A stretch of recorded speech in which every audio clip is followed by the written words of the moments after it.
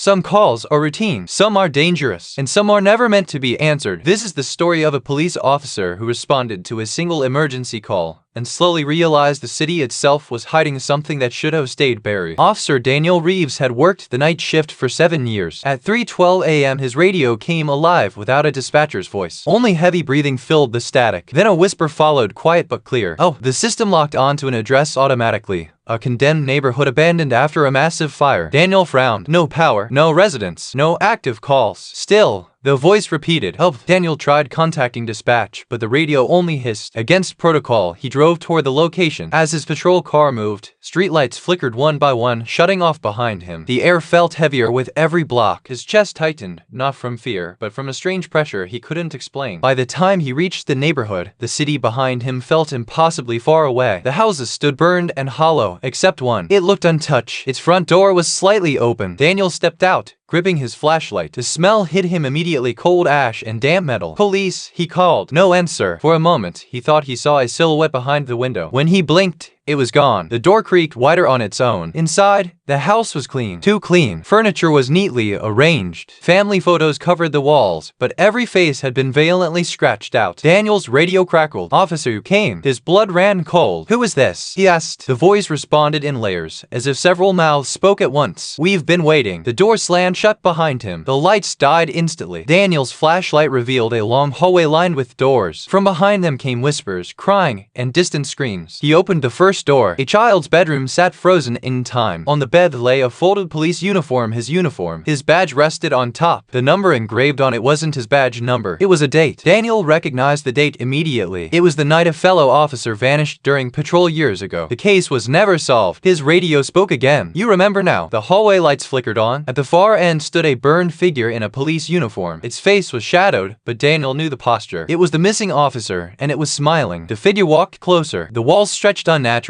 Daniel ran, bursting through door after door. Each room showed frozen moments, crime scenes he once responded to. Victims stared at him with empty eyes. Voices whispered, "You failed us." Daniel shouted that he tried. The voices laughed. The floor collapsed beneath him, dropping him into darkness. He landed on cold concrete. Red emergency lights buzzed overhead. The room was massive, underground, and filled with police radios whispering all at once. A wall stood at the center, covered with names of fallen officers. Some names glowed faintly. Others were scratched out. Daniel searched desperately. His name was there unmarked, waiting. The burned officer appeared beside him. "Every city needs guardians," it said. "When they fall, we keep them." Daniel understood. The calls were traps, meant to replace the lost. The city fed on its protectors. "You can leave," the figure continued, "but someone must stay." Silence filled the chamber. Daniel removed his badge slowly. He thought of the people sleeping above, unaware of what protected them. He placed the badge against the wall. The room brightened. Morning came without explanation. A patrol car was found abandoned near the block. Engine warm. Door open. No sign of Officer Daniel Reeves. Some cities are alive. Some debts are eternal. And some protectors never truly leave. If you hear a call that shouldn't exist, don't answer.